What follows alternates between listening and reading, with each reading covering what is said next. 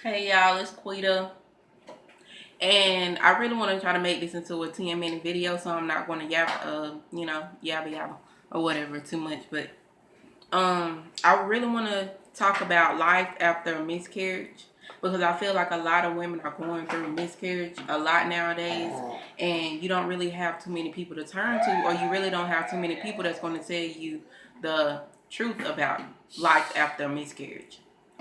So I'm just going to tell you a little bit about my miscarriage and what happened. And bear with me if I cry, but I feel like I'm at a better state now, so I won't. But if I do, just bear with me. Um, at February 18, 2014, at 22 weeks exactly, I had a miscarriage. I went in to the hospital. They checked me. They let me know that I was having a miscarriage. I had an ultrasound tech come in and look at my baby, and my baby was just happy. He was active. He was moving around. He had hiccups for the first time.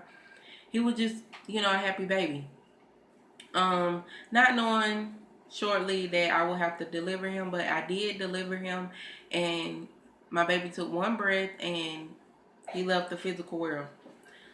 Um, what I want to talk about is life after. So, after they take your baby and you're left in that hospital, you are going to be hit with all kinds of emotions. You're going to feel empty inside. You're not going to want anybody around you. You're not going to want anyone touching you. You're just going to want to be to yourself. And then days after, because you're going to have a service or whatever for your baby, and it's going to be hard. My graveside service for my son was very, very hard. I did not want to leave him. I wanted to stay there with him. I couldn't believe everything that happened. But it did. Sorry, y'all. My daughter's standing up. Here, here. Where was I? Okay. It's going to be very, very hard. I'm going to tell you that. Days after the service, and things are going to mellow down, and you're going to feel as if no one is caring about you and what's going on with you. You're going to feel like no one's asking enough about your baby. You're going to be feeling like people are not understanding of everything that you're feeling, because people are going to tell you you have to move on. I don't know why, but people always tell you that, move on. You don't want to drown in your tears too long. You don't want to go through this process too long. It's going to make you depressed. Even though that's right, you still have to continue to grieve until you're ready to stop grieving. But because I've went through what you guys have went through, I will say, do not grieve forever. I stayed in my room 24/7. I did not come out of my room. I stayed in there crying. I was mad at the world. I was mad at people for no reason. But I just feel like I was alone in this world because everyone else didn't go through what I went through. I didn't know anyone who'd been in my situation. I did not know. But everyone who's seen what happened to me, it wasn't there enough for me. That's how I was feeling. Some of them couldn't handle talking about everything that I went through, and they couldn't understand hearing how empty I was inside. So I felt as if I had to keep to myself. I had to keep my emotions in, and it killed me. It killed me. And I never went through depression in my life until that year, 2014. It was the worst feeling I ever had, and I now know why people want to kill themselves, because of that feeling. So that's why I am coming and I'm talking to you guys, because if I can help someone, I feel like that's the best thing I could ever do with this situation that happened to me or that happened to you. We have to talk about it. Once you get through it, you have to talk about it. You have to help others. So that's what I'm doing. Write down your feelings. Talk to someone about what you are going through. Whether you feel like they understand or not, if they want to listen to you, let them vent. Get it all out. Do not carry it in. Sometimes us women, we carry too much. Too much. Just let someone help you. And I just want to be still, okay? And I just want to say that it does get better. The pain gets better as soon as you let go of the pain and realize that all that crying and staying up at night, the headaches from crying too much. Yes, I had. That was a lot. The, all the anger and the, feeling disgusted with yourself. You don't even want to look at yourself. You just low self-esteem. All of that, you have to let it go. Don't let your baby go. That's not what I'm saying. Do not let your baby go, because your baby will never go. But all of those emotions, bad emotions, let them go, and remember your baby in your stomach, the kicks, or, if you were singing to your baby and they move a certain type of way, or if you eat something and your baby moves, that it lets you know that, he or she really liked it. Remember stuff like that. Like, I'll never ever forget my baby kicks. It's just something that I'll never forget. I'll never forget how, when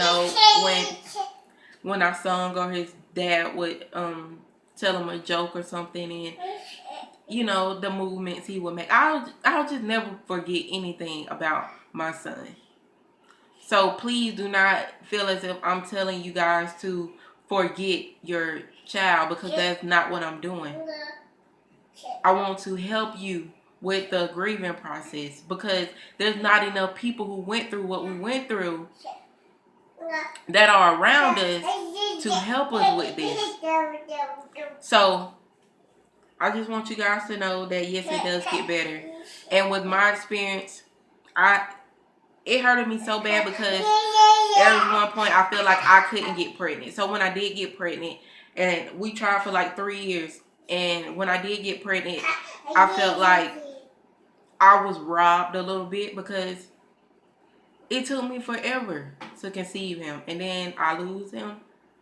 But God always has a way of working things out, because 2 months later, after my son left this world, my daughter was conceived. So I just want to let you guys know, when you have another child, they will never, ever, ever, ever, ever be able to replace the child that you lost. Some people feel like that. I don't know why. But they will never be able to replace the child that you lost. My daughter will never be able to replace my son. I still sometimes grieve for my son. Not often, because I've gotten better and I remember the good times of him. So I don't want to cry. But sometimes I still grieve, because I think of the process and I think of him, and it hurts. So, but it does get better. It gets a whole lot better.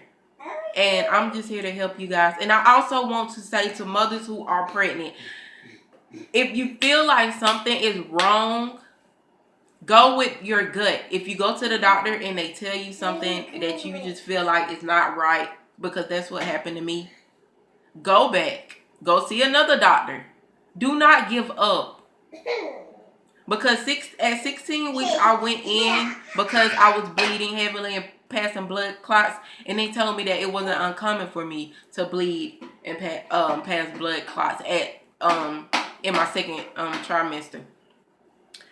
I knew that wasn't right information, and I should have kept seeking help, but I didn't. And I'm not going to dwell on that, because I have a beautiful daughter, and I know if my son was here, I wouldn't have my daughter. So I'm not even going to dwell on that. But what I'm going to say is, get help if you feel like you need help. If you feel like something is not right with you, go to the doctor. Go. If you feel like what they told you is not right, get a second opinion. Do not stop. I can't stress that enough, because you do not want to go through this.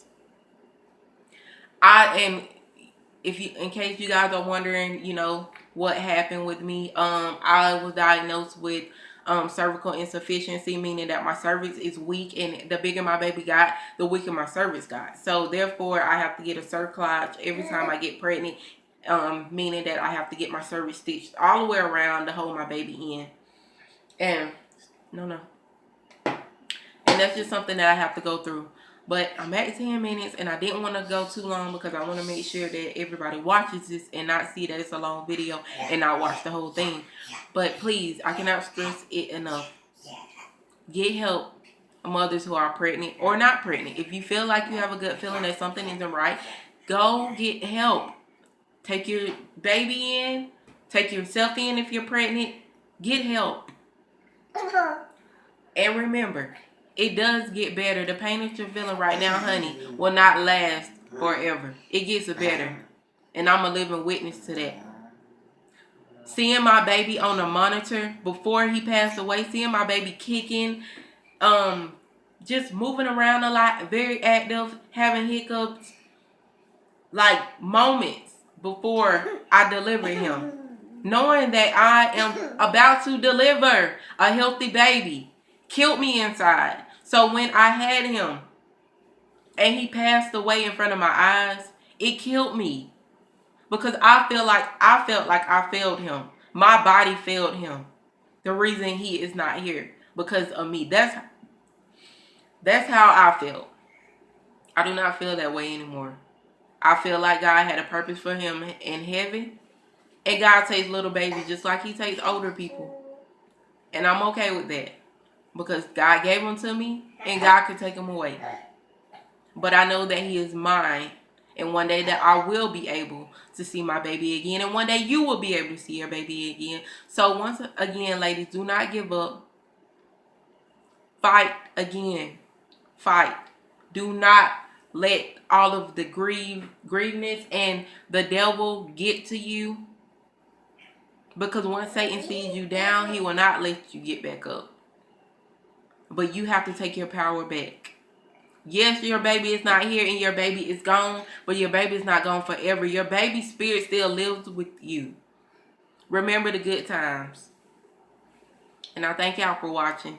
And if you need me or you want to talk, comment below and I will give you my personal information and we can talk, and whatever it is that you want to ask me, I'll be still. I will answer it for you. Thank you. Bye-bye.